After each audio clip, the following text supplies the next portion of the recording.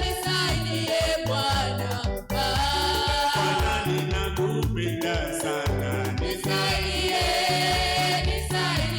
Bwana. Bwana ninakupenda sana. Nisaidie Bwana. Katika shida zangu zote. Nisaidie Bwana. Bwana ninakupenda sana. Nisaidie Bwana. Bwana ninakupenda sana. Nisaidie Bwana. Katika shida zangu zote. Nisaidie Bwana. Bwana ninakupenda sana. Nisaidie Bwana. Tumpigie Bwana Yesu makofi. Bwana ninakupenda sana. Nisaidie Bwana.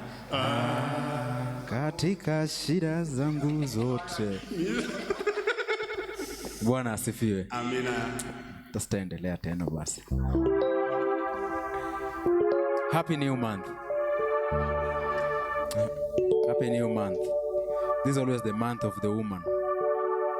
They always celebrate the mother in this month. Perhaps next Sunday, is it? Yeah. So let's turn our Bibles. Happy to see some faces. Salem, happy to see you. Happy to see you. Josiah, good to be back. And we're also happy to see God delivering our brother, Uncle Mordecai. Are we grateful for that? Tupige Bwana Yesu makofi. Anastasia pia, yes, karibu sana. Na tumpige pia makofi. Mtu alikuwa shaanza amaliza. Amen. Juzi niliona Salem Naivasha. Kidogo nimuulize anafanya Naivasha. But at least naweza muuliza personally, physically. Alikuwa na hiyo. So let's turn our Bibles to the same book of Galatians. Have we been studying this book? We are just going through, there's a passage that says we are flying above it 30,000 feet. We've not come close to the details and the nitty-gritties of it. So Galatians chapter 5 from verse 27, verse 20.